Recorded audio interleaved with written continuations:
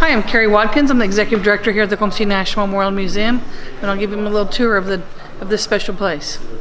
So our mission statement, which is one of the first things we did early in '95, and it took about a year to finalize the mission statement. It was a process that took thousands of input from thousands of people.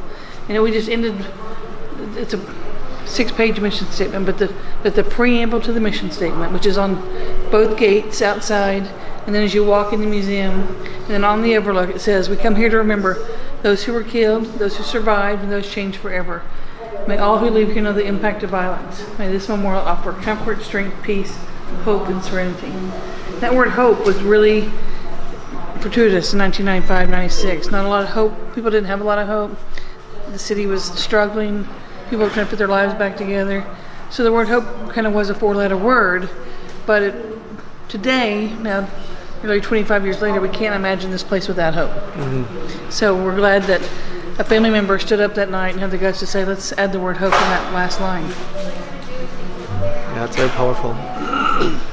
So you said that, but you had lots of people participated in. We did. We had a mission statement writing committee, so families and survivors, the public at the time could do surveys at the post offices all around town, and the World Wide Web, as it was called then, was brand new, and so people were doing surveys on the internet as well. Yeah. One of the very first things that this community did was come together for this prayer service. It was the Sunday after the bombing. First Lady Kathy Keating and some of her staff put together this prayer service, kind of a time for healing. Mm-hmm. The Philharmonic was instrumental in that. They played the music that day, and the choir. The president came with most of his cabinet members. The governor was there, and the Texas governor, who was George Bush at the time, came. But you can see, and Billy Graham was the highlight of that as far as speakers, and so the Philharmonic played a key role. And I really do think it was the very first time people began to come together as a community and console and begin to work on the healing process. That's, for many, still goes on today. Yeah. So the chairs represent the individuals lost, and there are 9 rows representing the 9 floors of the building. The smaller chairs represent the children, and they're mostly on the second row. Yeah. And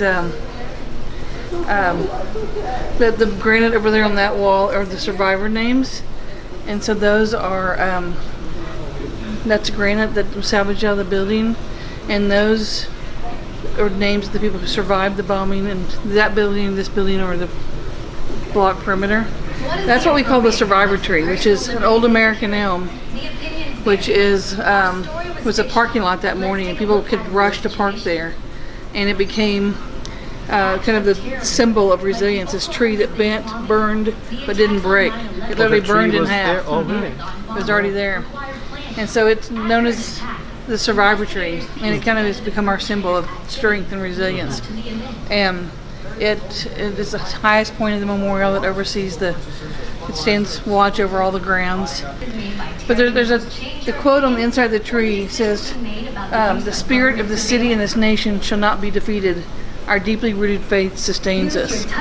And that's a quote from Billy Graham's talk that Sunday at the fairgrounds. And it really, we thought, was representative of this community, that while we were shaken and rattled and many lives torn apart, we figured out how to come together by our deeply rooted faith, and that's what has sustained us now. That's very beautiful.